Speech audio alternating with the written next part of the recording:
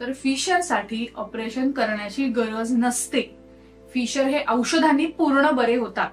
मी नेहमी माझ्या पेशंटला सांगते, तुमचा आजार जेवढा जुना तेवढा औषध घेण्याचा काळ वाढतो. म्हणजे पेशंट आम्हाला येऊन सांगतात की मिरची पूड किंवा अगदी हिरवी मिरचीचं वाटण लावल्यासारखी आग होते. त्यामुळे फिशरसाठी ऑपरेशन करण्यापेक्षा खाण्यातले थोडेसे बदल, योग्य ती औषधं, योग्य ती बाहेर लावायची औषधं असं जर घेतलं तर तुम्हाला फिशर पासून पूर्णपणे मुक्तता मिळते. फिशर म्हणजे नक्की काय, फिशर कशामुळे होतो, त्याच्यावर घरच्या घरी कोणते उपाय करता येऊ शकतात आणि फिशरमध्ये ऑपरेशनची गरज असते का, या सगळ्या विषयांची माहिती या व्हिडिओमध्ये बघणार आहोत. त्यामुळे व्हिडिओ शेवटपर्यंत नक्की बघा. नमस्कार, मी डॉक्टर अंकिता आणि तुम्ही बघत आहात जोडी आयुर्वेदाची.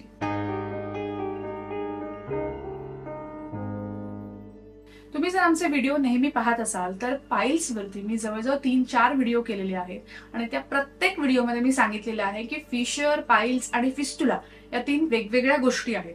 आज आपण फिशर बद्दल बोलणार आहोत. फिशर म्हणजे काय, तर आपला जो गुदभाग असतो त्या गुदभागाला सतत शौचाला घट्ट झाल्यामुळे एक चीर पडते. जसं आपण स्वयंपाकघरात भाजी चिरताना एखादी सुरी लागून जसं बोटाला चीर पडते, अगदी तशीच तुमच्या गुदभागाला चीर पडते.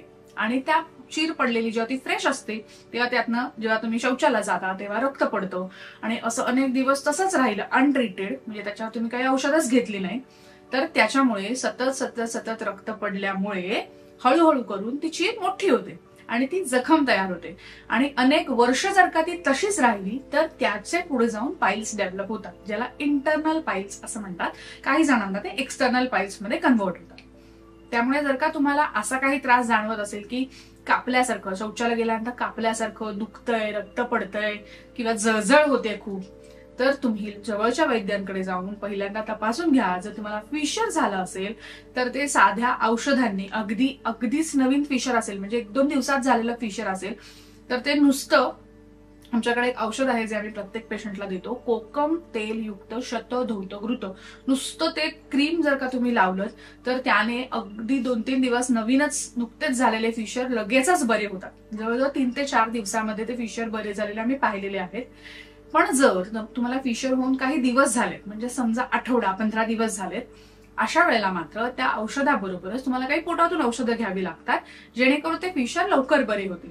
मी नेहमी माझ्या पेशंटला सांगते, तुमचा आजार जेवढा जुना तेवढा औषध घेण्याचा काळ वाढतो. पण तुम्ही जितक्या लवकर तुमच्या आजारावरती औषध घ्यायला जाल तेवढ्या लवकर तुम्हाला पटकन बरं वाटतं. त्यामुळे जर तुम्हाला त्रास होत असेल तर अंगावर काढू नका, तुमच्या जवळच्या वैद्यांचा सल्ला घ्या आणि योग्य ती चिकित्सा करून घ्या. आता मी तुम्हाला म्हटलं तसं की फिशर किंवा गुदभागी चीर पडणं होतं कशामुळे, अगदी सगळ्यात कॉमन दिसणारं कारण आहे ते म्हणजे शौचाला कडक होणं किंवा जोर करावा लागणं. आता हे का होतं, तर 2 गोष्टी आहेत. एक म्हणजे तुमची डायजेस्टिव्ह सिस्टम किंवा डायजेस्टिव्ह कपॅसिटी जी आहे, ज्याला आम्ही अग्नी म्हणतो, तोच मंद झालेला आहे आणि त्याच्यावर तुम्ही वरून भरपूर सगळे वेगवेगळे अन्नपदार्थ ओतताय. त्याच्यामुळे होतं काय, तुमची डायजेस्टिव्ह कपॅसिटी वीक असल्यामुळे ते अन्न पचतच नाही, ते अन्न तसंच अनेक दिवस आतड्यांमध्ये पडून राहतं आणि मग जेव्हा ते बाहेर यायची वेळ होते तोपर्यंत ते सगळं सुकून गेलेलं असतं आणि ते सुकलेलं कडक घट्ट जेव्हा असतं तेव्हा तुम्हाला तो जोर करावा लागतो आणि कडक झाल्यामुळे ते बाजूला चक्क सुरीसारखं घासतं आणि ते घासल्यामुळे चीर पडते.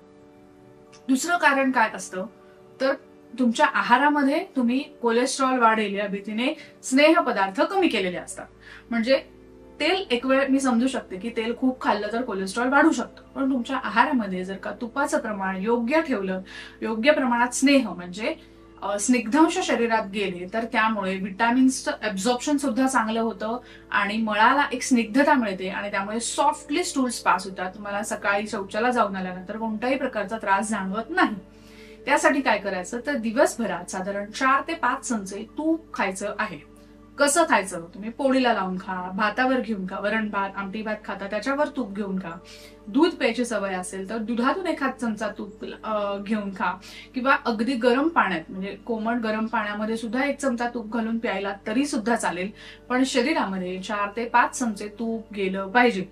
तूप खाल्ल्यामुळे कोलेस्ट्रॉल वाढत नाही. मी माझ्या जवळजवळ आता सगळ्या व्हिडिओमध्ये सांगते आणि ह्याचा आम्ही एक सेपरेट व्हिडिओ सुद्धा केलाय की गाईच्या तुपाने कोलेस्ट्रॉल वाढत नाही, उलट कोलेस्ट्रॉल कमी होतं, तुमच्या लिव्हरची सुद्धा हेल्थ सुधारते.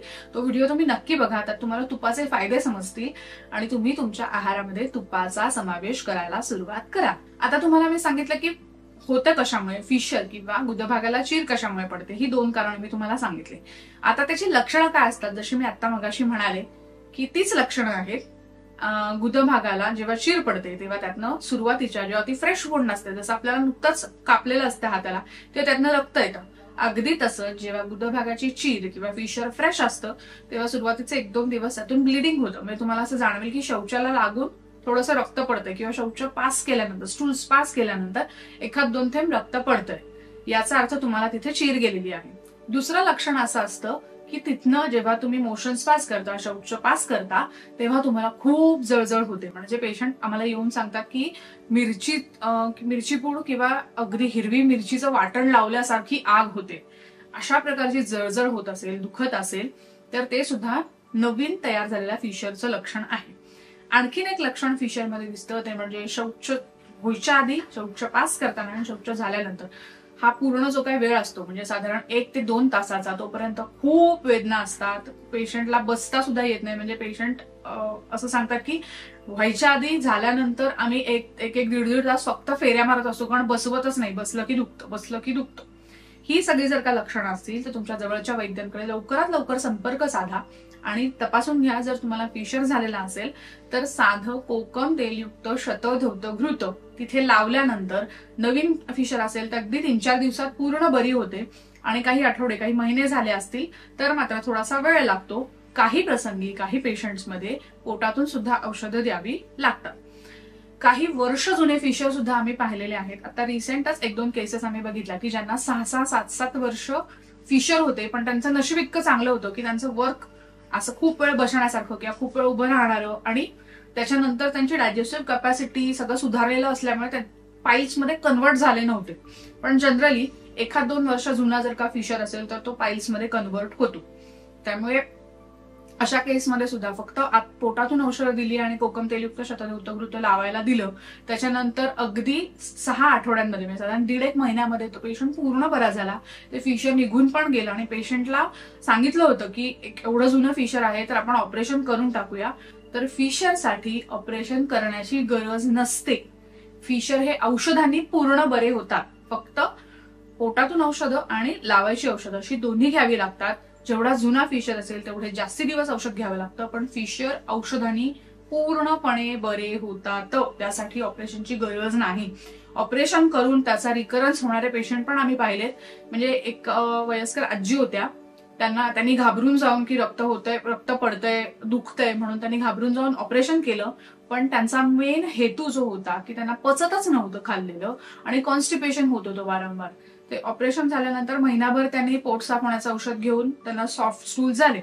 महिनाभर औषध थांबल्यानंतर त्यांना परत कॉन्स्टिपेशन व्हायला लागलं आणि अगदी 2.5 महिन्यात त्यांना परत फिशर झाले.